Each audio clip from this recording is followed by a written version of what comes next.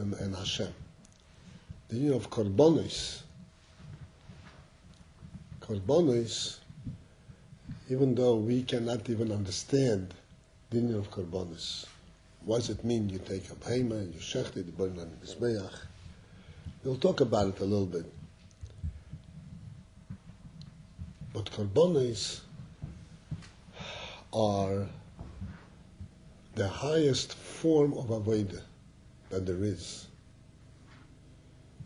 We are waiting all the years of the Golus so that the Beis HaMikdash will be rebuilt and we should be able to do the korbanos.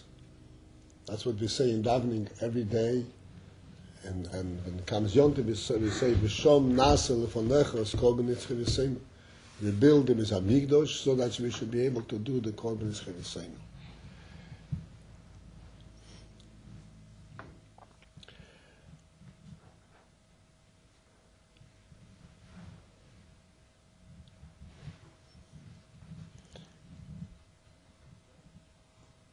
And the korban,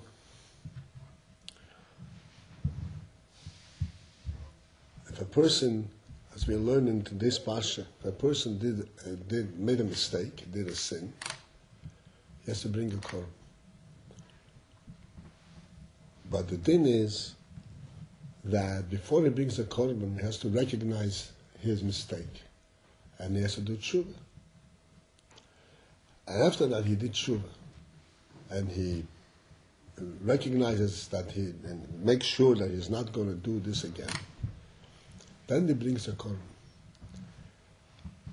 So, if he did tshuva already, what is the point of the korban?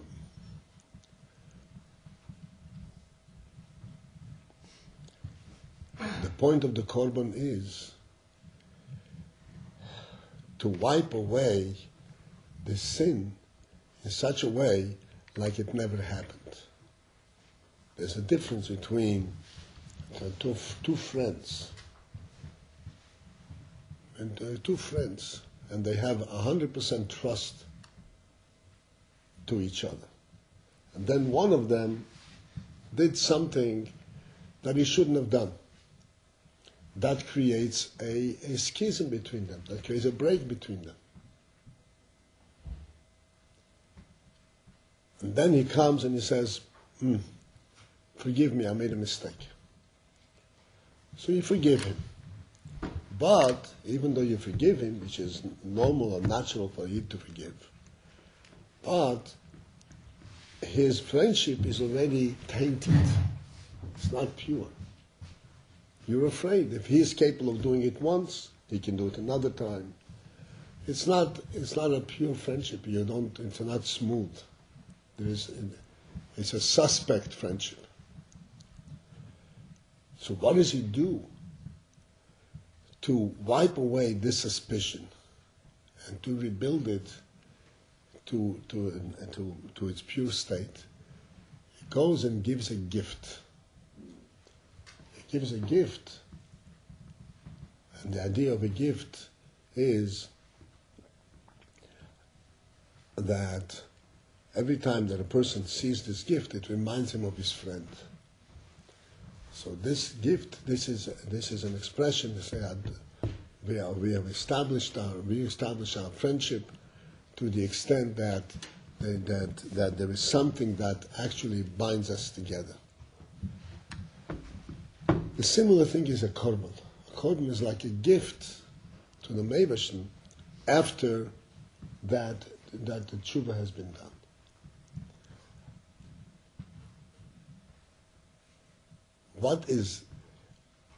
So this principle that our relationship to Hashem is such that even if we did tshuva and Hashem forgave us for the sin, we still want to bring a gift, a korban. That itself tells us what kind of relationship we have with the Meibashim. Our relationship with Hashem, and the korbanos illustrate this, is not merely Hashem is good and we are good. We are doing what Hashem wants us to do, so we are good children. There is a perfection not perfection, a completion, a complete relationship. So that if there was a blemish, we don't only want that we should be forgiven, but we want to bring this wholesome, complete relationship back in place. If our relationship were just like a boss and his employee, so the boss took him back and says, okay, you can work here, okay, doesn't have to go any further. The fact that we have to go to Korbanos shows that we have a relationship with the Meibashin, a much closer relationship, a personal relationship, so that it's not just forgiving for the sin, but we want to establish this special relationship. The Kohanim are those people who are capable, they are holy, they're dedicated to the Mishkan, to the Mikdash. They are the ones who are capable of presenting this gift. In order to present a gift, if you have some break with your friend, and you want to send him a gift, who are you going to ask to bring him the gift? Someone who is very close to him. Someone who is a very close friend in his, so that he will accept the gift. And this is why, and this is the place of the Kohanim. They are capable of bringing these korbanos and bringing these gifts to the Meibashin. So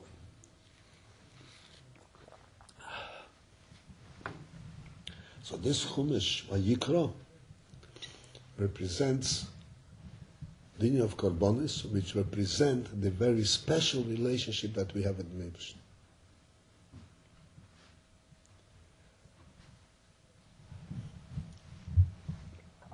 And the Chumash Vayikra begins with the word Vayikra.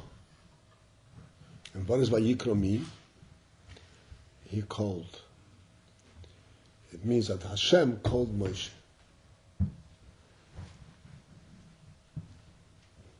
You learn the Rashi, and Rashi points out that this whole method of calling is an expression of special affection, special love, special chavibus.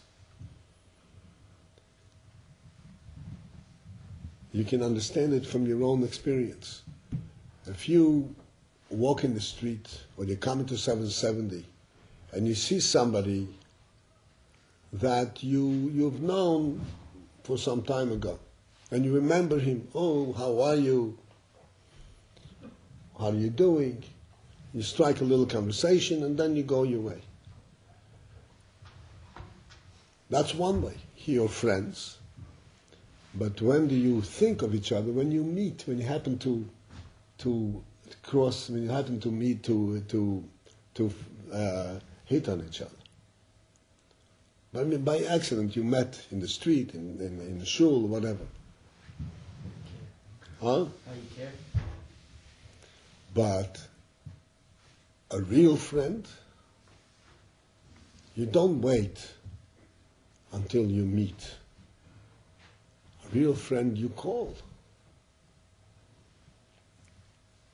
You know, I didn't hear from you a whole week, or I didn't hear from you yesterday, we didn't talk, how are you? You called because you miss each other. You have a special relationship. This is represented by the word Vayikra. Hashem called Moshe. But calling Moshe in prayer is to express that Hashem is not talking to Moshe when Moshe comes and has a question. Hashem calls him. Come, I want to talk to you. Come, I want to tell you something. That again is clearly in balance with the union of this Chumash. That this Chumash represents a special love that Hashem has for the Yidden, same special relationship that the Yidden have in the neighbors. So it starts off with Vayikra.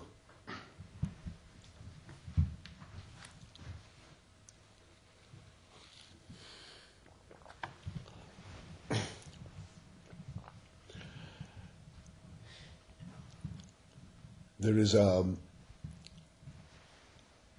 very interesting sikha from Rebbe on this word Vayikra, on the small aleph. You noticed, I'm sure, that Vayikra has a small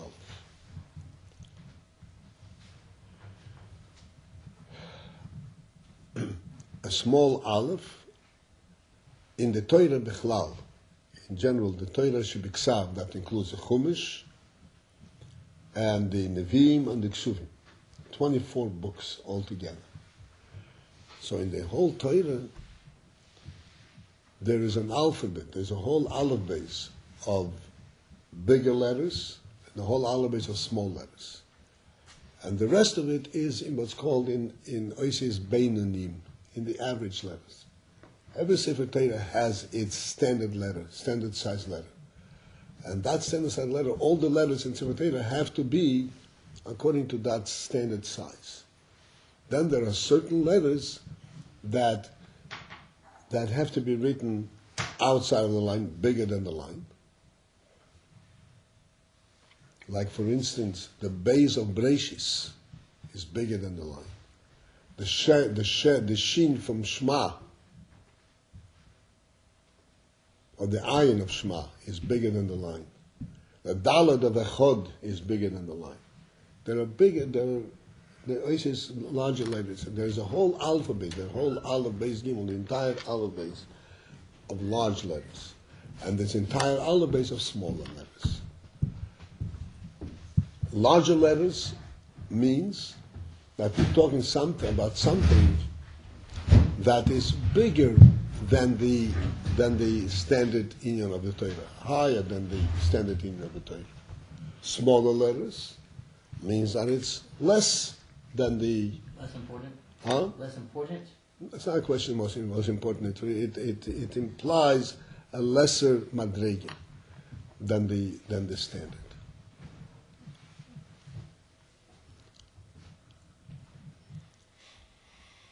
So the Rebbe in this Sikha discusses a certain inyan, and I want to mention the Sikha, and then we'll discuss certain inyan that how Richard comes out. It tells a story. Now the Tzemach Tzedek was a little boy. You know that Tzemach Tzedek was raised and brought up by the Alter Rebbe. He was the Alter Rebbe's grandson. But the Alter Rebbe raised him because he was orphaned from his mother as a small child. And he was in the Alter Rebbe's room. And when it came to what's called Hachnosas HaCheder, to bring the boy into Cheder, this is a Minhag Yisrael, that a boy at 3 years old is brought into Cheder. Mm-hmm. There are many minhagim associated with this.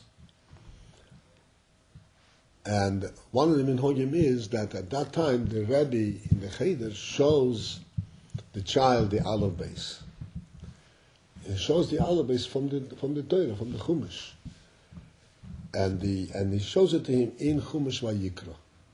He starts from Chumash Vayikra.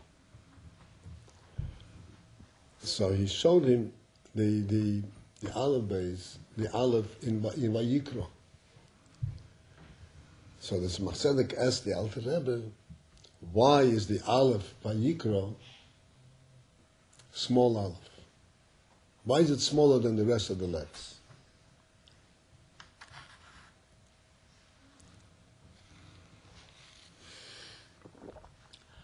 And the Alter Rebbe went into deep thought for quite some time. Didn't answer it right away. He thought it very deeply. And then he said to him,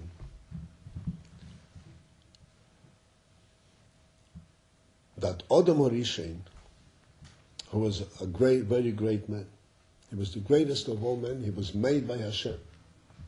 His soul and his body were made by Hashem. And Adam HaRishain recognized his greatness. He was so great that the Aleph of Odom is a big Aleph. In Tanakh, in Divrei Hayomim, when he mentions the Odom, the first word over there is Odom. The Aleph of Odom is a big Aleph. So Odom was a very great man, the greatest of all men, and he has a big Aleph. But he also knew and recognized his greatness. And because of this, because that he recognized his greatness, even though he in fact was great, this brought about that he failed and he made a sin. The Moshe made the first sin that caused all kinds of sins to follow. Moshe Rabbeinu was also a great man. And he also knew his greatness. But he was, despite the fact that he knew his greatness, he also recognized he had a certain aspect of humility, anova. Why did he have anova if he is the greatest of all men? He had anova because he compared himself to other people from a different angle. He said to himself, I'm sure you learned this, he said to himself that, yes, indeed, I have reached all of these great madrigas that Hashem gave the Torah through me.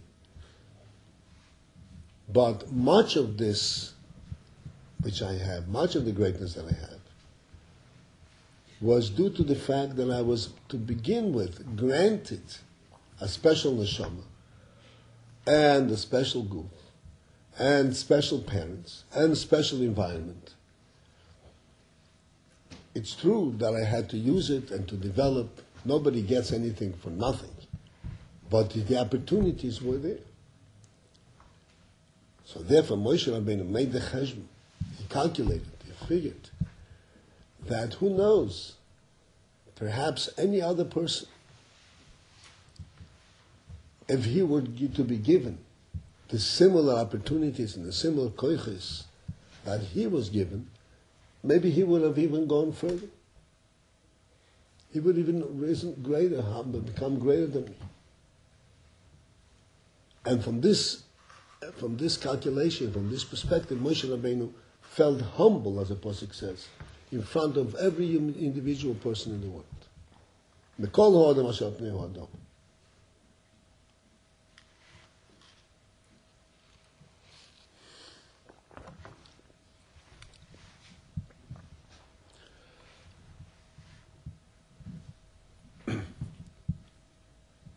So the Rebbe asks in this Sikha,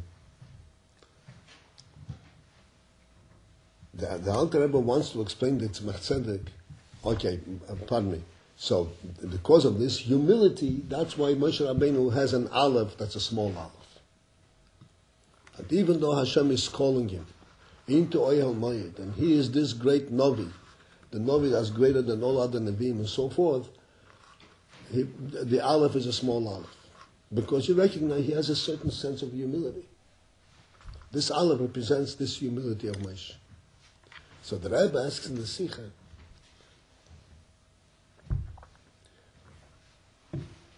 this explanation is very good, that explains why the Aleph is small. But why did the Alter Rebbe have to go and discuss Odom Orishim with the big Aleph? Which seems to be, in a certain sense, being critical of Odom Orishim. That he did not have this smiler. And he made a mistake, and he did. His greatness caused him to sin. Why do you have to go into that? Just to, so to speak, embarrass Odom Orishim for no reason? You can explain this on the spot, just directly to Moshe. And the Rebbe explains that the actual point of this explanation of the Alter Rebbe was not just the humility of Moshe. The actual point was that the Alter Rebbe was pointing out to the Tzemach Tzedek that the truth is that Odom Orishein had a big Aleph even after he committed the sin. Even after he did the sin. He was the greatest of all men. And the Gemara says that Hashem said to the Malachim that Chochmos Igdela Misholachem, that Odom Orishen's Chochmo is greater than the Chochmo of the Malachim. He understands more, he sees clearer than the Malachim. And what was the proof of that? The proof of that was that when he had to name all the animals in the world, the Malachim couldn't name them, and Odom Orishen was able to name them. You know about the story, right? That Hashem brought all the animals to Odom, and he gave him a name. This giving a name after all the animals showed enormous insight of Odom Orishen's Chochmah. That he was able to see the chayas and the inner and power and nature of every animal to give it its proper name.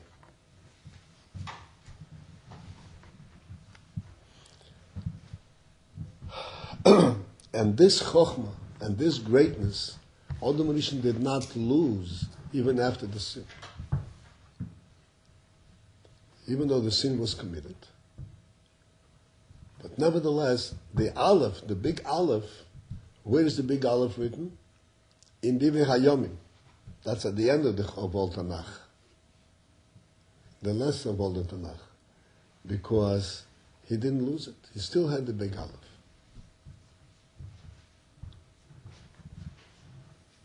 What is the point of this? The point of this is that greatness that is inherent in the person,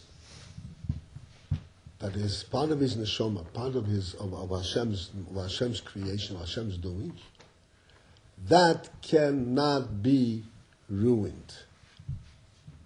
That cannot be ruined.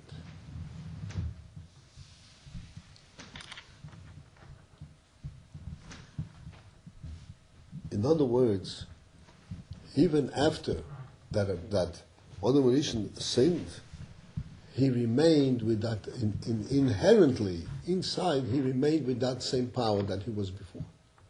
He did to sin, he has to do tshuva.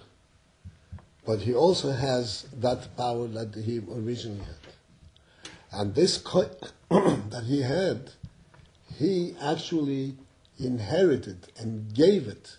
All Yiddish and Neshomas, all Yidden, for all generations, have an aspect of Odom Orishen.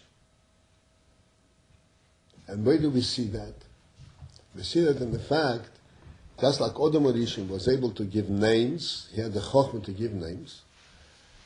We know a klal that when parents name their child, this is like a Ruach HaKodesh. Parents name their child, this is a special gift that Hashem gave to parents, that they are capable, that they, when they give him a name, they will recognize the correct name for this child. It's a gift. It's Ruach HaKodesh. That they get from Odom Orishen. Odom Orishen was able to name all the creatures that the Rebbe Hashem made, and we inherited from Moshe Rabbeinu the ability to give names to our children. How was it through Moshe Rabbeinu we get this Now, ability? from Odom Orishen, what?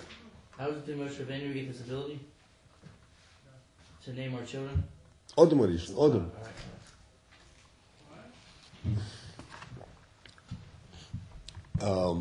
This means, this is the point that Rebbe makes, this means, if we say that even after the sin he's still Odom, he's still with a big Aleph, it means like this, that every person, and every person can make mistakes, and therefore every person automatically becomes a Baal Tshuva. And he has to do Tshuva.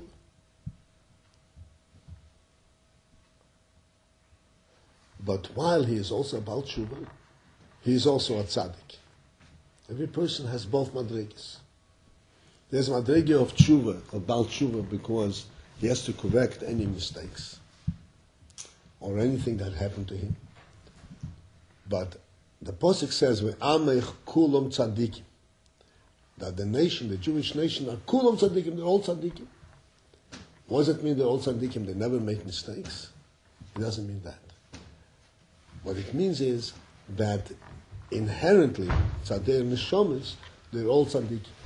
And what does this mean, practically speaking? Practically speaking, this isn't the important thing. Practically speaking, this means that any moment that a Yid decides, all of a sudden he has an awakening, and he decides he wants to do mitzvahs,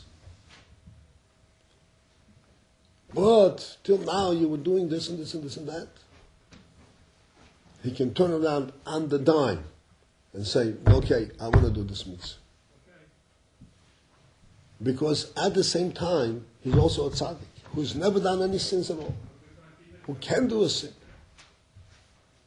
I don't get that second part you said. At the same time, he's still. At the same time as he's a Baal Tshuva, he's also a tzaddik. Which means with his neshama, he's also a tzaddik, because the neshama does not get involved in the Aveira, in the sin.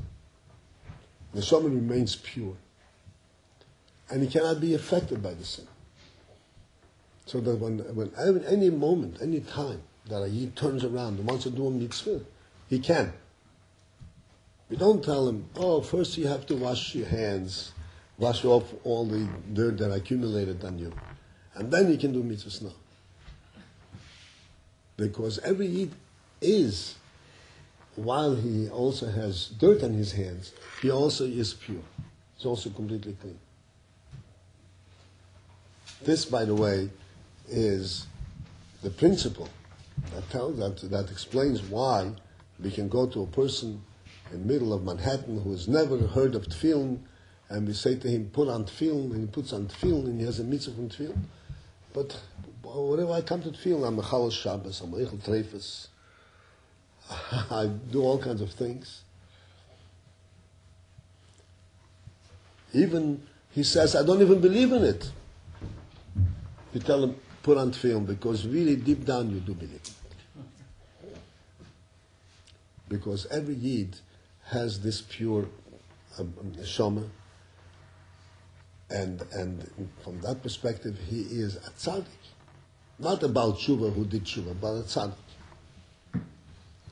This is what we see from Odom Rishon. And this is what the Alter Rebbe wanted to explain to Tzemach Tzedek. That even after he sinned, he still has the big Aleph. That hasn't changed. Even though he sinned and he has to do tshuva. So how come the neshama is judged? What? The neshama gets judged, right? Yeah, because he's also about tshuva. You have to clean away the external things that accumulate. But I understand. But it didn't do nothing wrong. No. The neshama itself, the essence of the neshama, but externally it accumulated all kinds of different things. The essence of the neshama is there, and a person can wake up any moment and come to Torah and do mitzvahs. But he still has all these accumulated things that need to be washed away. Why should things accumulate on it if it had nothing to do with the things? The part that didn't have anything to do with it is the deeper part of the neshama. But the part of the neshama that has to do with the guf, that deals with the world, that part was affected, was involved.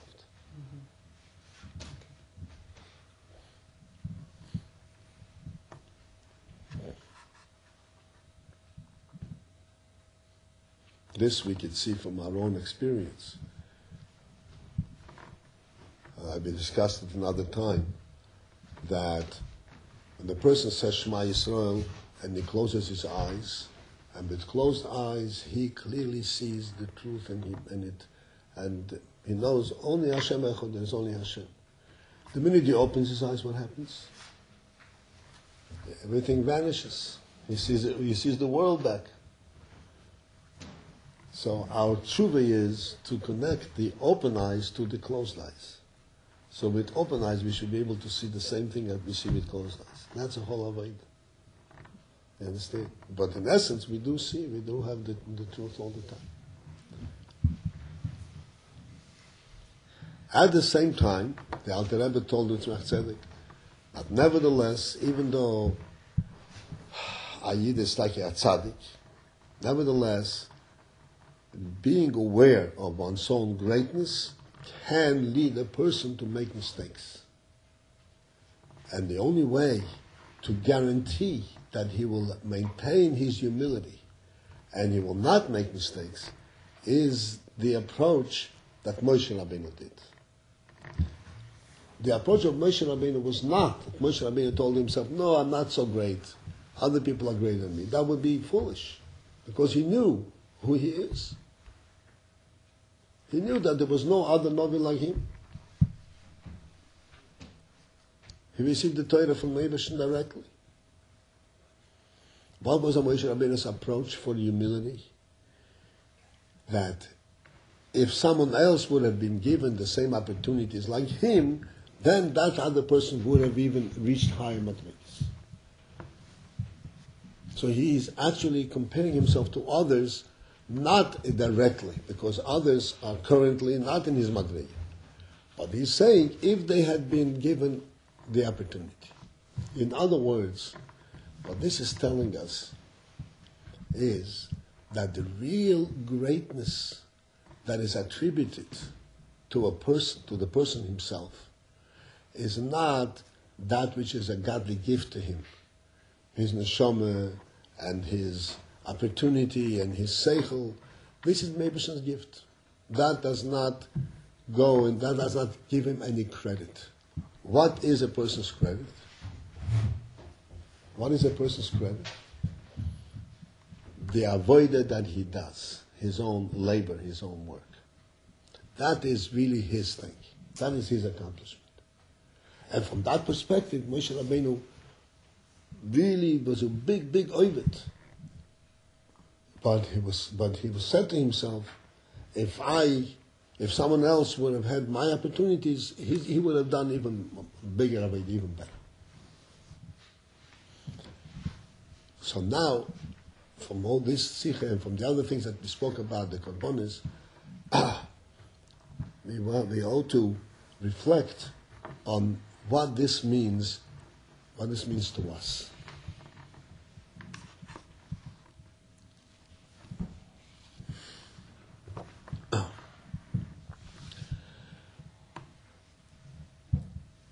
The Rebbe explains, the Frierdiker Rebbe, I'm sure you learned Bossi Lagani, the first Maimer Bossi Lagani, that the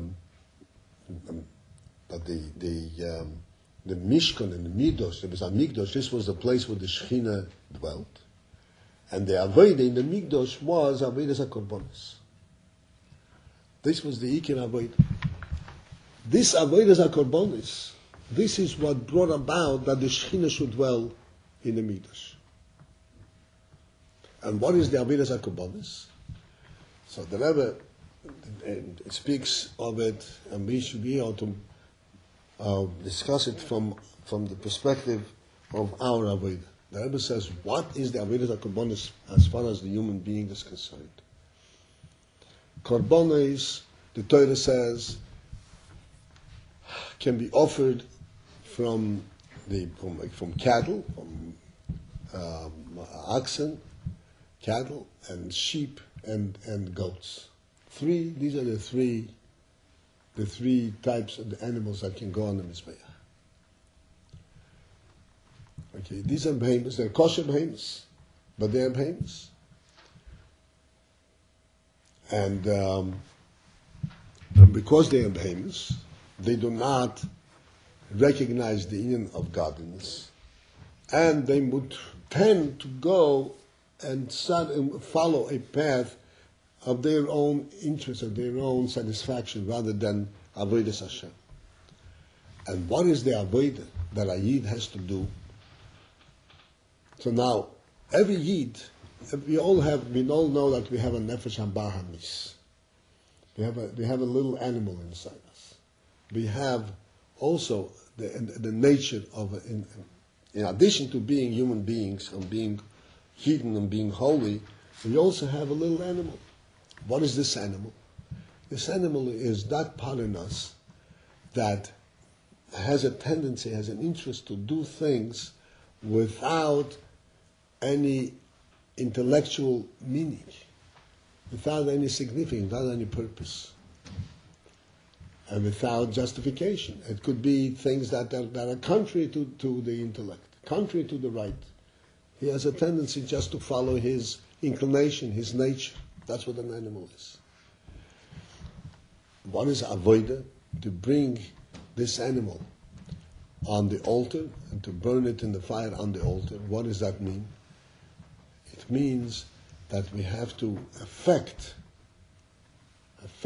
we have to impress the animal and elevate the animal by the effect of the intellect, of the seichel, of the light of the seichel, the light of the neshama. So that the animal is a very important part of the human being. But the animal will not draw the human being to its level, to act like an animal, but it will be subservient to serve the neshama, to serve the intellect. So that a person would act, would force the animal to act according to the way a human being is supposed to act. This is the avodas hakadosh.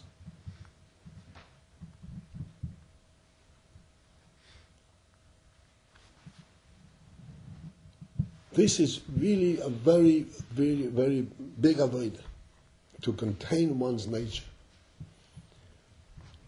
and to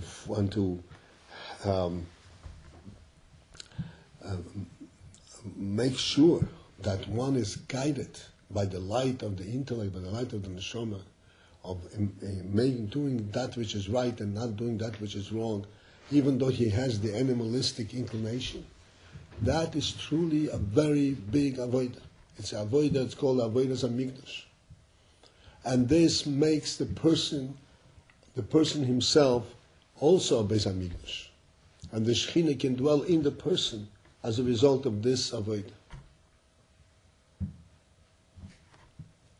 This avodah is so significant and so great that Moshe Rabbeinu, who was the greatest of all men,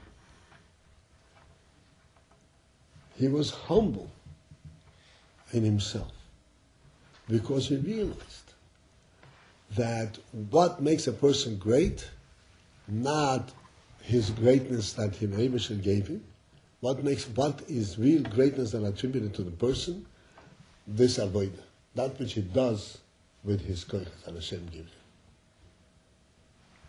That which he does with his koyches, that which he, when he overcomes a temptation, he overcomes a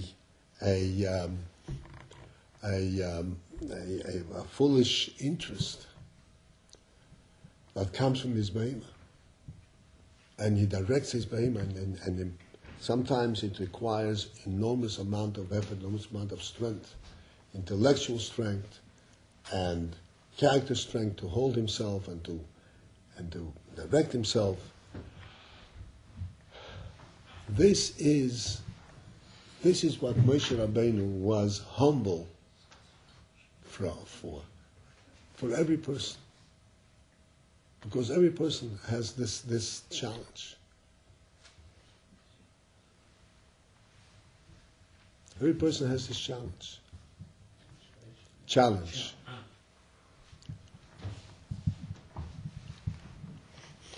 This is, as you learned in Tanya, what the Alter Rebbe explains, and particularly like in recent Prokim, that a person must not judge himself on the basis of where am I up to, how great am I. person has to judge himself on the basis, where was I yesterday and where am I today? Which paragraph one is this?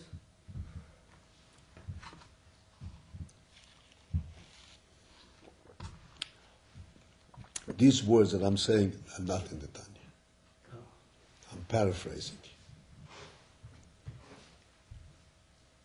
The Tanya says that a person is a Beinoni will always be challenged, and he always will have to fight Yetzer Hara, and this is his accomplishment, even if he never overcomes. If he never overcomes it completely.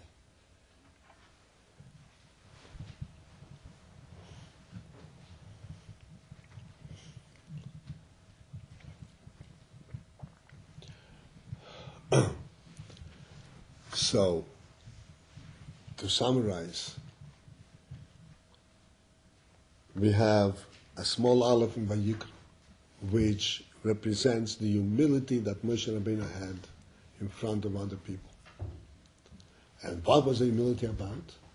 The humility was about in the avodas hakorbonis that every Yid has. In the avodah that every Yid has to fight his Yetzer Hara and his behavior, and to bring the light of Seichel, the light of the Neshama, into his behavior. This is the avodah that humbled Moshe Rabbeinu. Did he have this fight also, this behemoth fight? I mean, I know he knew what it was and he understood it and he knew how strong it was, but did he actually have it? It says that Moshe Rabbeinu's humility particularly stemmed from his recognition of the last generation, of our generation, Ikvus de Meshichet, which is the last and the, so to speak, the lowest and the furthest generation possible, a generation where there is no recognition of godliness, almost at all. Certainly, intellectually, we are not anyways near even the generation before us, certainly not the generations way back. And yet, a Yid is able to maintain his standing, and he does mitzvahs and stays away from avedas, and that, under these circumstances where there is no real light, real godly light, and yet we're able to keep to it. This is what humbled Moshe Rabbeinu. Because this is the ultimate of Aveda. This is the ultimate of Aveda.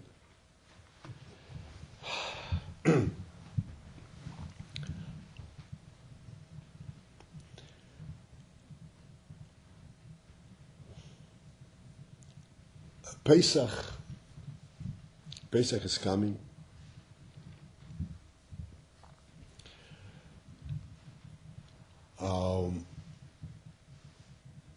Pesach represents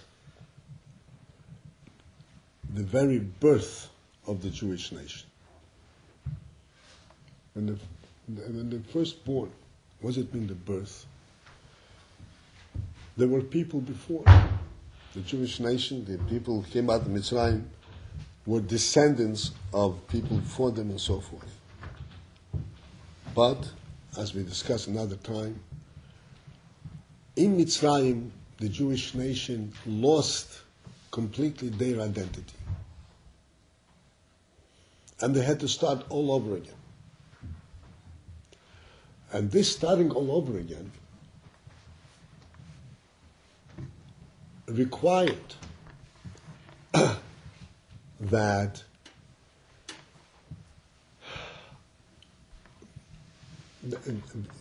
step back a moment. To start all over again, all of their experiences were completely different. They were sunk in Mitzrayim. in Avodah Zarah, in the culture of Mitzrayim and so forth, everything that has to do with Seichel and Midas, that was completely contrary to Yiddishkeit, to Torah, to godliness. Where was the spark of godliness remain in them? Deep down in their neshamas. That part, like we said before, that every person is a tzaddik, regardless of what his experience was. But it was completely hidden inside. They were completely unaware of it.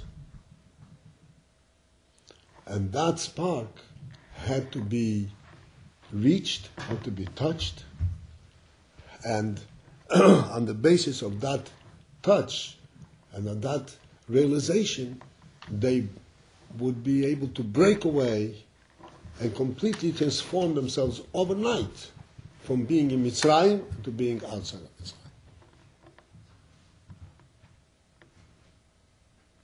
This is what took place in Pesach.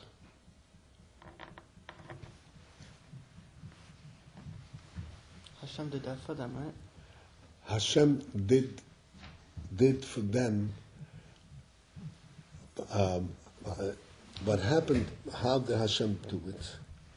Hashem did that for them. True. But what did Hashem do? They had this spark in them, but it was completely dormant and hidden. And when Hashem came and they saw Hashem Himself, then they were able to, they woke up from this. They were able to be roused, completely ignoring their experience, completely ignoring what they had been accustomed to, going back to their very essence. And this is how it happened.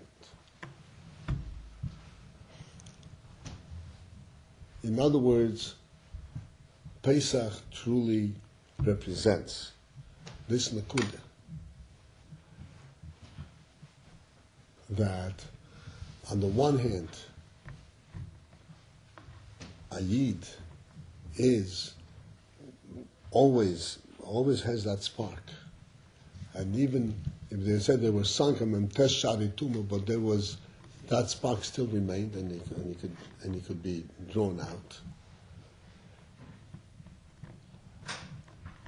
And when it is drawn out, he recognizes immediately where he wants to be and what he wants to be.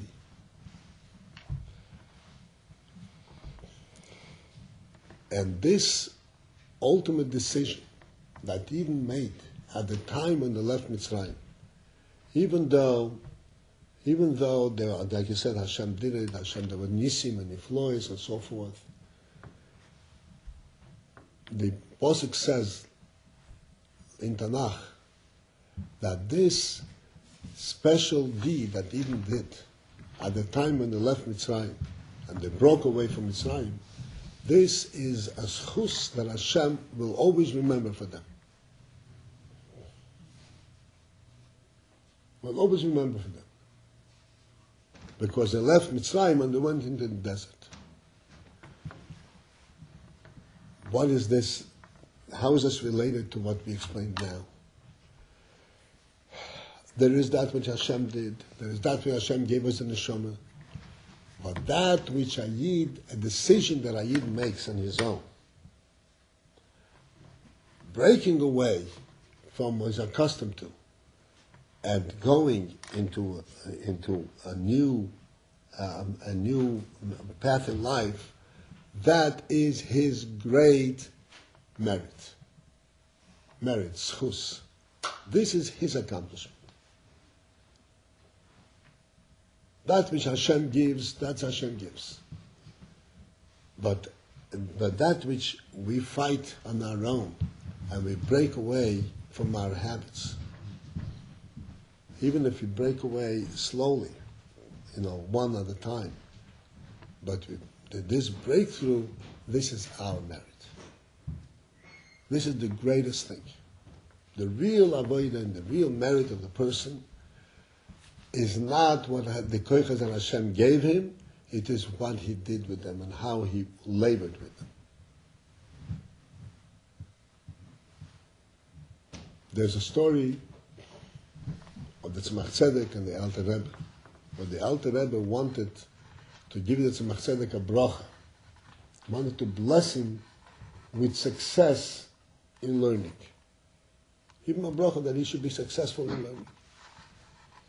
That would grant him that his learning should come easy to them, he should understand it easily, he should go deeply, and so on. Give him a bracha in learning. And the Tzemach Tzedek refused to accept the bracha. Tzemach Tzedek refused to accept the bracha because he said, I want to labor. I want to do it on my own. Because the labor, this is the real merit. This is the real thing. And the truth is, when a person learns, there are two, generally speaking, there are two, amongst learners there are two types. Those who have very good heads, and they catch on quickly, and they understand 1, 2, 3 what's going on. And there are those who have to work hard until they understand.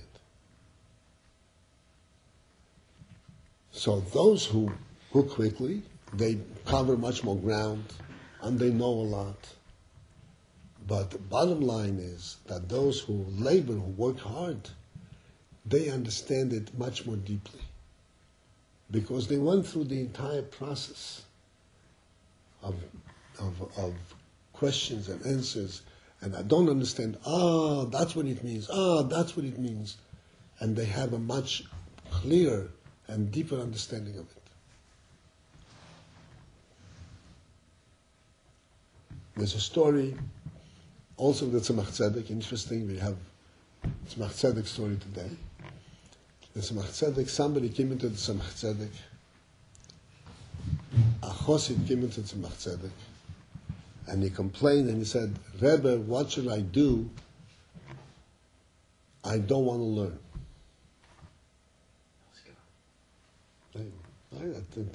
Are you familiar with that? What should I do? I don't want to learn.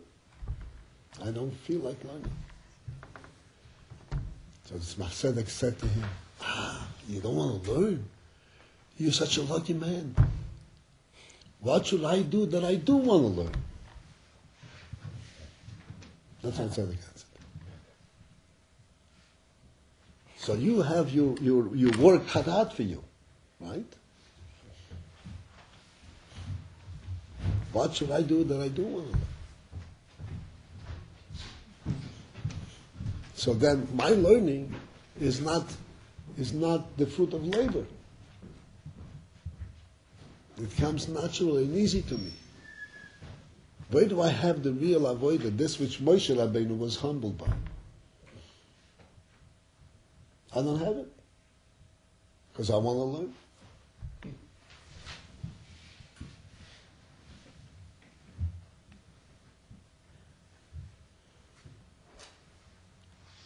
So there are 2 points which I wanted to emphasize today.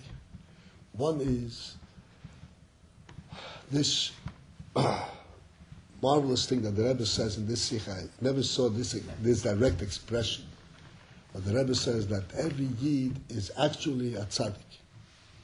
Factually a tzaddik. Not he could be a tzaddik, but he is factually a tzaddik. He can approach doing Torah mitzvahs as if nothing happened. Regardless of what happened. If nothing happened, like a fresh slate. Because he has the pure neshama, and he can approach doing Torah mitzvahs with complete purity. Even though the next moment, he may fall back to where he was before. But he can have this moment of purity. I remember there was a chazan, there was a big world-class chazan. Kwartin, I don't know if you heard of him. Kwartin was a world-class chazan in the beginning of last century, in the middle of last century. And this man, in those days, Bichlal Chazonim were not They were not Shemitero Mitzvahs all the time. There were many, some were, but generally speaking, Chazan, he was like an elite. He can do anything he wants.